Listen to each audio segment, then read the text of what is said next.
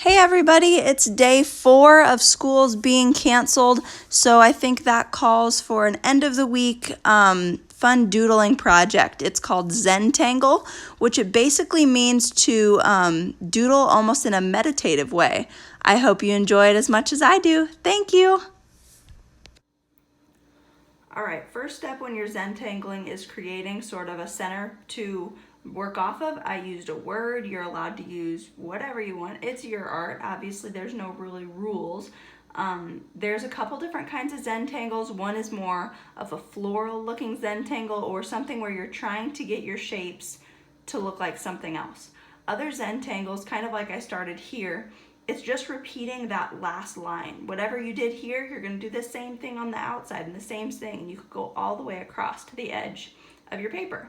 I'm going to start on this side with a floral, more flower-like design. I think I'll split my page in half to be able to show you those two types.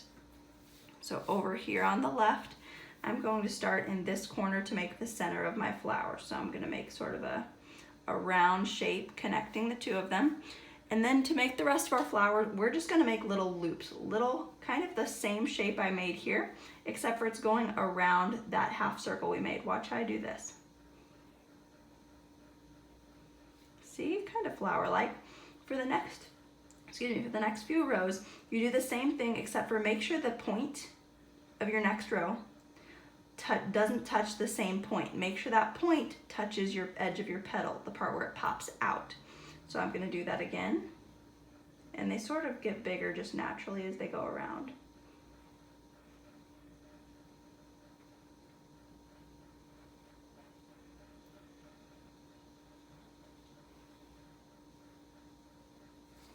I have to put it this way.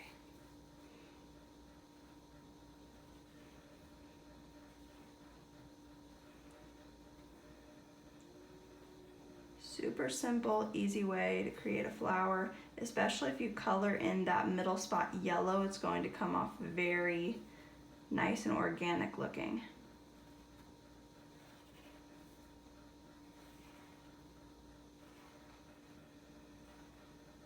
Right? Whenever you feel comfortable to go ahead and start your next shape, you can. It doesn't have to be that small. You can keep going forever and ever and ever. Some people even use this Zentangle method as sort of a meditation for themselves whenever they're struggling, or maybe they're in a bad mood, so they just Zentangle it out, play some music. Works for me. Let's start on some geometric styles. So maybe for this one, we can either copy this same shape over and over, just repeating that same line that I had before. That's one way to do more geometric. Or add some shapes. So where I see a point here, maybe that means I need another point, and maybe it comes out to make a big diamond shape. Or maybe I do that all the way across. If you're in my 4th grade class, you probably remember some of this technique from our last project. Whenever we did those radial symmetry projects. I see a wave here. Maybe that means I need to make a circle. But I usually do for a geometric style, I will kind of fill the space with regular shapes that I know, make them longer on one side than you're used to seeing them, or shorter, and then fill it with kind of like this, not that same bubble, but you just repeat that same shape that you have already seen. So maybe I'll make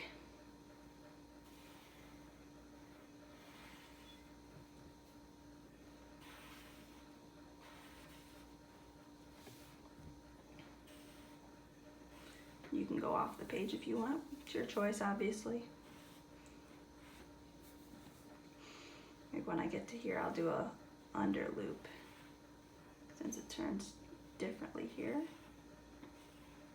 Right? That little circle looks lonely. I think he needs some friends. I feel like Bob Ross. Happy little trees.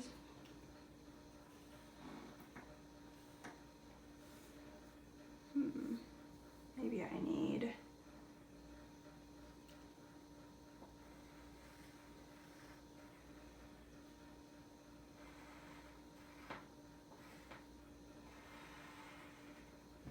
Okay, I'm starting to follow those lines of the shapes that I made.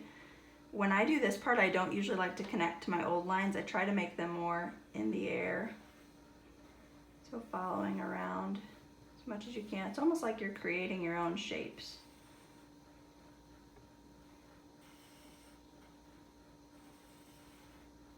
All right, let's try this side.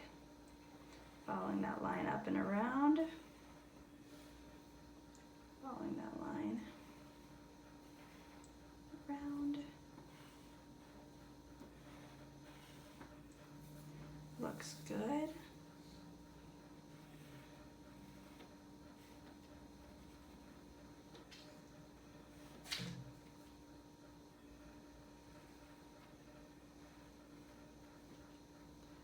Following this line.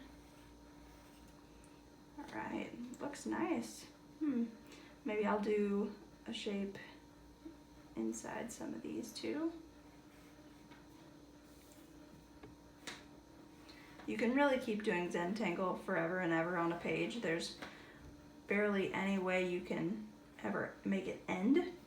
Like I could continue by adding shapes on the inside of these. It's your choice how you want to do it. Oftentimes I'll add stripes inside of a whole section of them. For example, maybe on this section I'll just keep adding stripes. I like stripes a lot. Some people are more of a plaid fan, or diagonal stripes or polka dots, whatever pattern you want all the way across. But stripes are super easy. You can do them pretty fast as long as you're good at staying in line.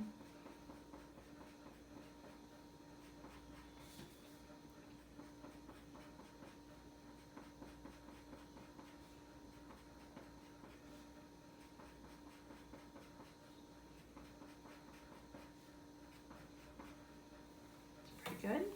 That looks nice. All right, when you color these, if you color them, it's super fun to see where one line takes you. Like if you are following this whole section, coloring it in one color, where does that all lead to? Where does it go? You know, if you follow one space, it can lead you all the way around a picture and you don't even know it. So make sure if you start something like stripes or coloring in, you finish that whole section. Otherwise you'll realize, oh, I put two blues next to each other or something like that. Back to sort of the floral, organic side, more ways to draw flowers. Let's talk about that. Let's go in this space, maybe making, let's make a flower off this corner. That could be kind of pretty. Another way to draw a flower, drawing pointed half circles, so where there's points on the edges. It's a good petal design. And if I follow that all the way around, the key for flowers is really to make sure your circles stay even to make it look like flowers. And to have those petals looking pretty precise. Real flowers, if you look really close at them, most petals are torn or look a little bit different. So it's kind of nice in pictures to see those edges getting really nice and perfect.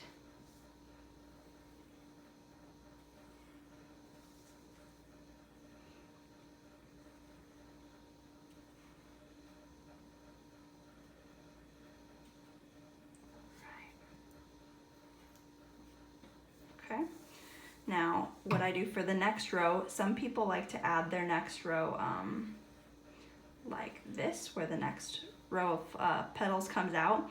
That looks really pretty for a drawing, where you do just this all the way around. Other people like to do it more realistic, which, let me finish this guy up real quick. It could look really nice. Other people do it more realistically, where it'll look more like the flowers growing from the inside, where you just put basically like a curved letter V in between each side. Just a bit too over there. See, gotta stay in the lines. Even Miss Hoelscher messes up sometimes.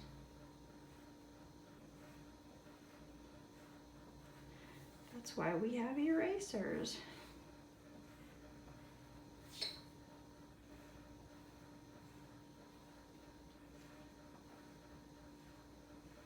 Now try not to get too far on one side and not on the others, or your flower will start to turn out a little bit more square-like. But I've found that if you just keep going around in a circle all the way, it usually stays pretty straight for you, as long as you're not making one side too big and the other side too small. Then it could get a little bit crazy. If you want to gradually change their size as you get farther out, sometimes that'll just naturally happen to you. You sort of get lost in your drawings when you Zentangle. Looks good. I could do this all day.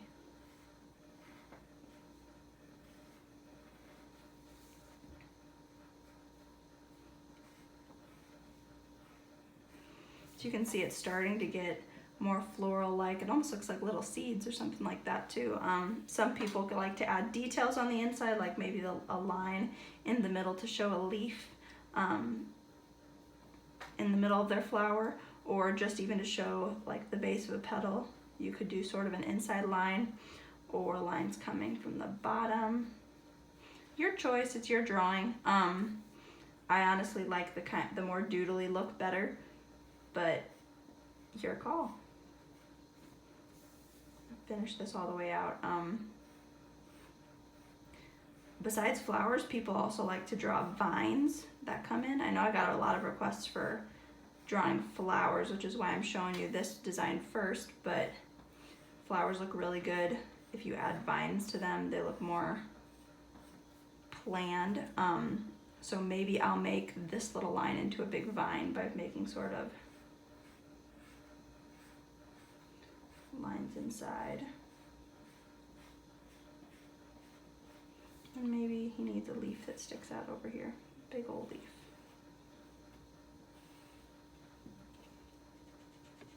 When the time comes, we can color that green so you can really tell.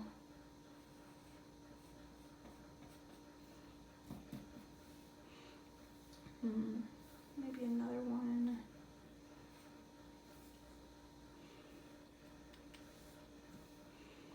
I think a big leaf in this area could look good too. Make it more of a V. And this one's gonna have a bit of a tip to the top. Some more lines inside.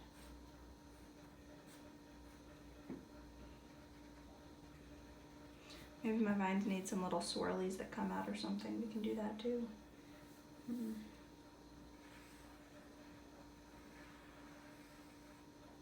That's pretty.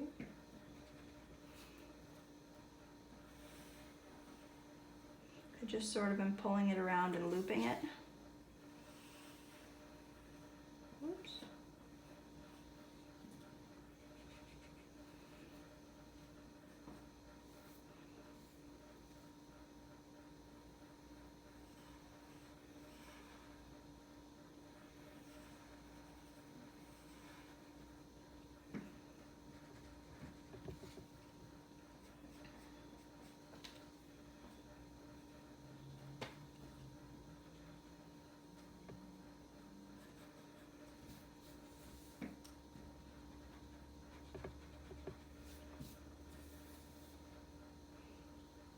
I like that. Oops, I didn't finish my line over here earlier. Let's pull him all the way around.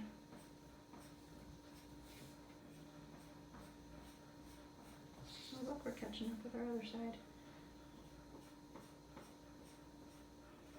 Keep it over here so that doesn't merge with my other design. But it does continue into this space. Wonder where it'll go.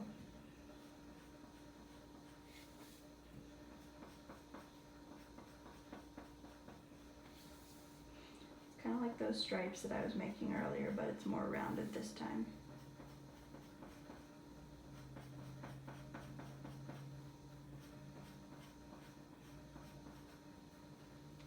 Fun.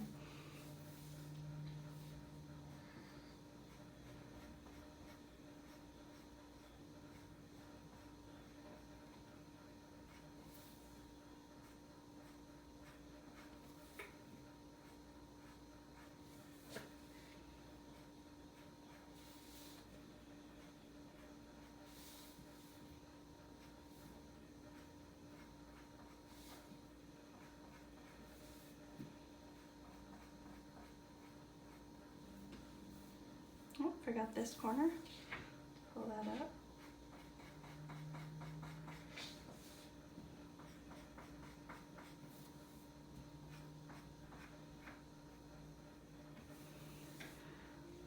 What else could I use? Maybe some more different flowers. I'll show you some smaller ones over here. If I want to add a flower on my vine over here, I can do that. Maybe I'll give it a little bit of a stem. That circle middle. This one's kind of fun. It's like you do a bunch of letter V's, except for the V's are sort of curvy. I used to do this one a lot. So I do a wavy line out on one side, wavy line out on the other. And I keep doing that all the way around. Now when you do the next row, make sure it's, again, they're not stacked on top of each other. Make sure the next row is in between. Our third graders who just learned how to do brick the other day, they know the same pattern works for brick. Doing the one on top goes in between instead of right above.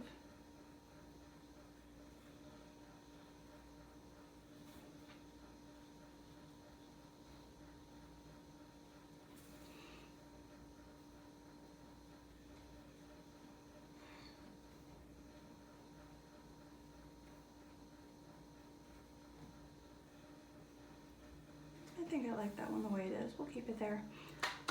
Another kind of flower I like to draw is one that's more realistic. It's a little bit bent, so I'm going to try that one over here in the corner. This one's more for our advanced students, our 4th, 5th grade. Could probably try this out. I wouldn't suggest it for our little guys unless you're really, really reaching and trying your best.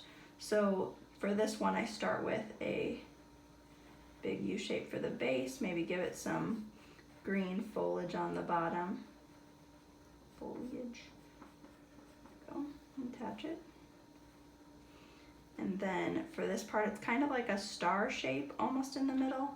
I bend back the top of the flower, almost like the letter M. M. And the rest is going to be the same letter M, but all the way around. So I'm going to attach the bottoms of that letter M and make a circle just as big as the base right there.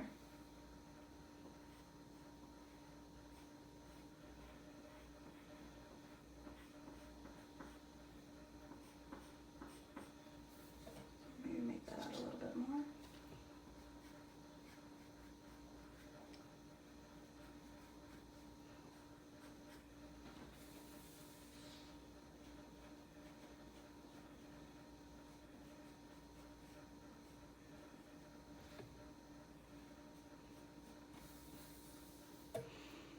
I'm going to erase that inside circle.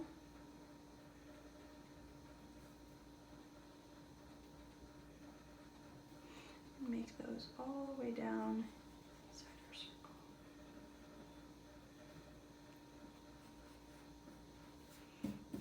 Looking good. Sometimes the inside of flowers have some crazy things that come out of the middle of them. If you want to make something like that, that'd be fun. I think I'm going to do that over here. Maybe a little dot on the edge.